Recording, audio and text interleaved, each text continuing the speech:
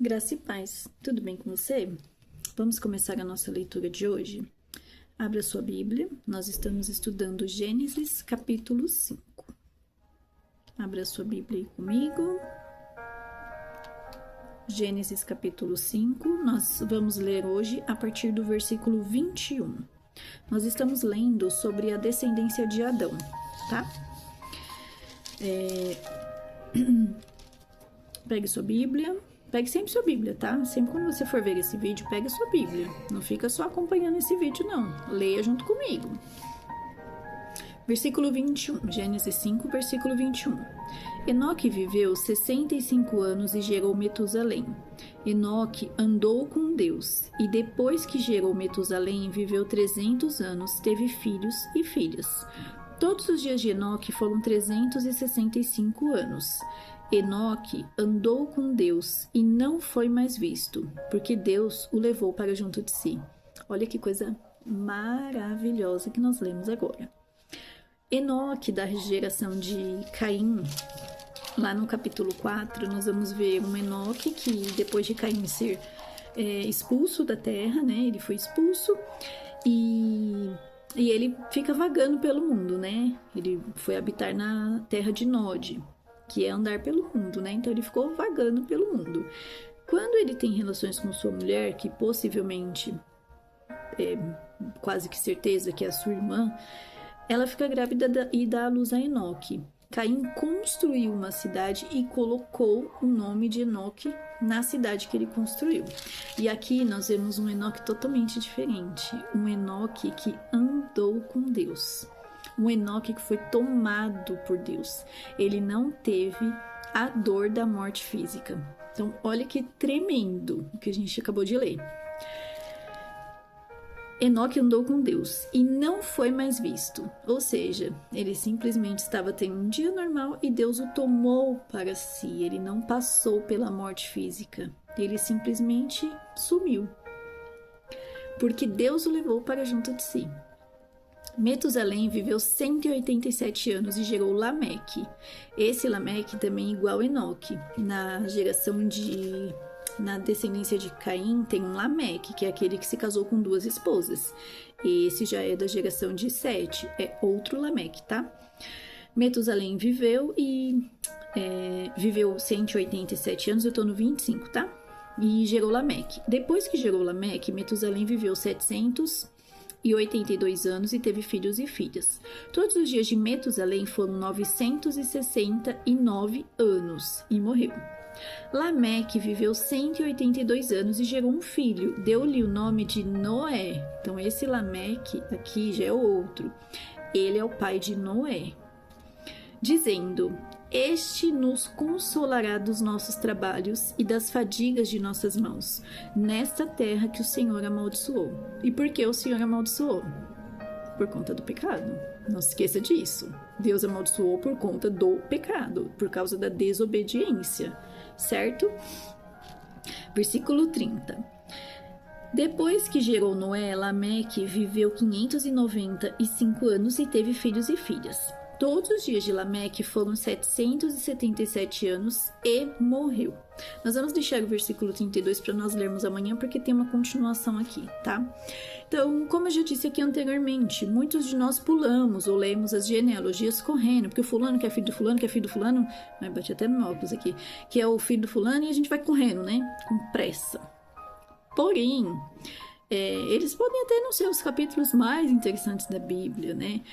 Mas eles estão cheios de aprendizados espirituais, né? Nós temos visto aqui, né, o quanto dá pra gente aprender de pouquinho em pouquinho, né? Estudando um pouco mais, né? Quanto a gente pode aprender com isso, né? O propósito da genealogia não é apenas ser usada como cronologia. Quem veio depois de quem? Não é só isso. A sequência pode indicar que linhagem que aquela pessoa veio. Exemplo, tem muitos exemplos na Bíblia, mas eu peguei um exemplo aqui, quando a Bíblia relata que alguém era filho de Davi.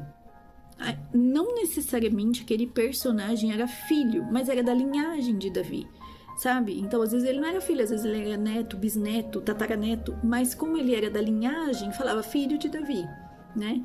E às vezes era só da descendência e não diretamente filho. Em Gênesis 5 é repleto de significados e possui uma mensagem clara da vitória final do Senhor e seu povo através dos nomes. Deus apresentou o seu plano de salvação. Então, através dos nomes dessa descendência que nós lemos agora, existe um significado aí, um mistério escondido aí através desses nomes. Lembra que eu fui falando aqui durante os dias que nós fomos lendo aqui, eu fui falando o significado desses nomes, né? Porque para o povo hebreu, o significado do nome é algo muito forte, é algo muito importante, o que carrega o significado. Você pode ver que toda vez que alguém dá o nome a uma criança quando nasce, ela fala o significado. Aquele significado é muito importante para eles. Então eles não dão um nome porque o nome é bonito. Eles dão um nome porque o nome significa alguma coisa para eles naquele momento. E aí eu falei para vocês, né? Em Gênesis 5:3, Adão, que significa homem. Depois vai aparecer Sete, que é o apontado. Enos, mortal. Cainã, aflição. Maalalel, o Deus bendito. Jared, descerá. Enoque, ensinado. Matusalém, sua morte trará. Lameque, desesperado, sem esperança. Noé, descanso, conforto. Então, olha só. Juntando os significados desses nomes aqui todos da descendência, na ordem da descendência, nós podemos pensar no seguinte: ao homem está apontado uma mortal aflição, mas o santo Deus, o Deus bendito, descerá, ensinando que a sua morte trará ao ausente de esperança, alívio, conforto e descanso. Vou ler novamente. Ao homem, Adão, está apontado, 7, uma mortal aflição, Enos e Cainã. Mas o santo Deus, o Deus bendito, Maalaleel, descerá, Jared, ensinando, Enoque, que a sua morte trará, Matusalém.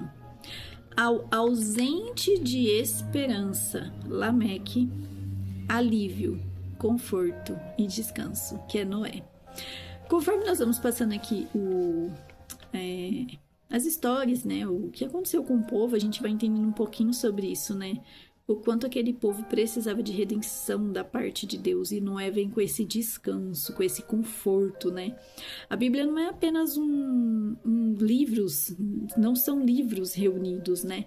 Ela é um perfeito e harmonioso conjunto de palavras que nos apontam sempre para a salvação. Sempre vai envolver a salvação no plano de Deus. Nós vemos lá na linhagem de Caim, né, no capítulo 4, que se destaca pelo seu grande progresso, como eu falei aqui para vocês.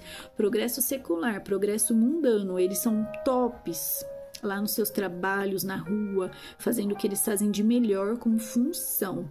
Já na linhagem de Sete, no capítulo 5, revela a grandeza de Deus. Eles foram homens de fé, olharam para o pecado e entenderam o que não era certo. Eles já entenderam o que eles não deveriam fazer. Eles criam um futuro com Deus. Eles geraram descendentes piedosos e tementes ao Senhor. Então, olha só que aprendizado. O que nós queremos para nossa família? Uma descendência de Caim, que se afastou de Deus, que teve que fugir da presença do Senhor, ou uma descendência de Sete, que criou homens tementes a Deus? Ainda vemos na linhagem de Sete Enoque, que é tomado por Deus. Ele não provou a morte física, porque caminhou com Deus. Está escrito lá em Salmo 49:15. Vou abrir aqui bem rapidinho. Salmo está quase no meio da Bíblia. Abre aí o seu também. Salmo 49, versículo 15.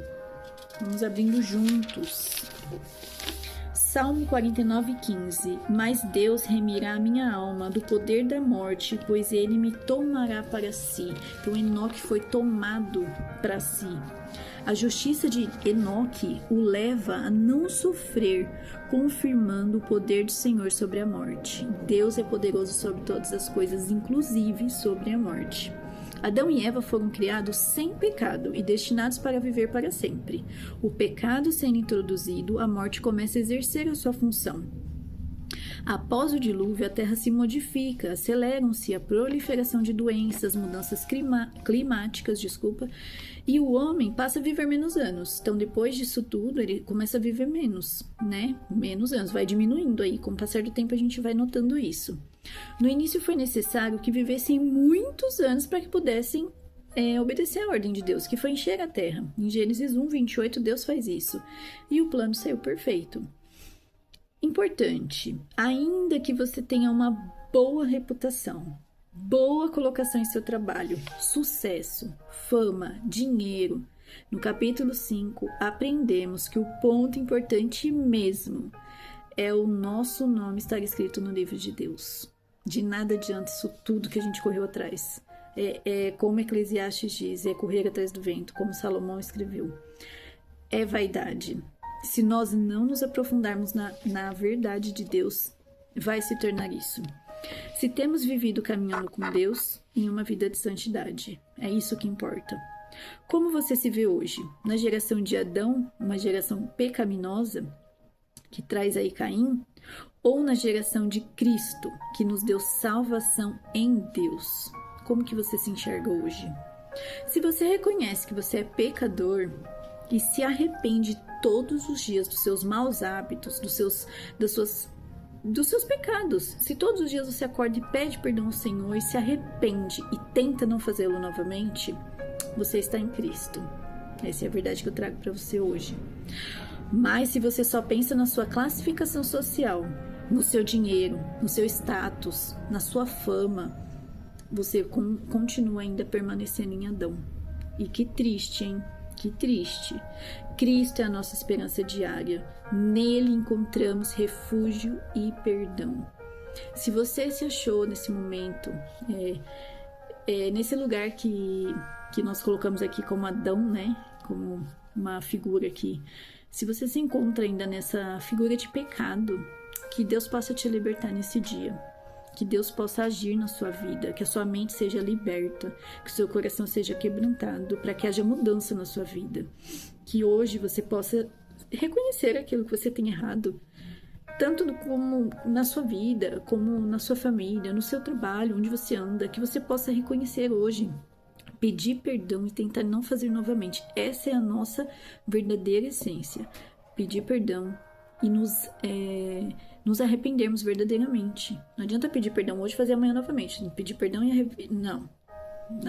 As coisas de Deus não são dessa forma, não são bagunçadas. Organização. Peço perdão e tento não fazer de novo. O pecado está à porta. Quem vai dominar é você. Você precisa dizer não todos os dias para ele. Que nós possamos refletir sobre essa palavra hoje. Que nós possamos estar em Cristo. Em Cristo. Só em Cristo há salvação. Que possamos buscar a salvação para nossa casa. Possamos buscar salvação para nossa família. Nós temos que lutar pela nossa família. E que nós possamos lutar com Cristo. Porque sem ele é muito difícil, sem ele dói demais, sem ele fica um vazio gigante. Só ele preenche esse vazio, só ele consegue arrumar coisas que nós não conseguimos. Que nós possamos refletir sobre isso hoje, que nós possamos nos arrepender de nossos pecados e estar em Cristo, em nome de Jesus. Deus te abençoe e até o próximo estudo, se Deus assim permitir. Amém.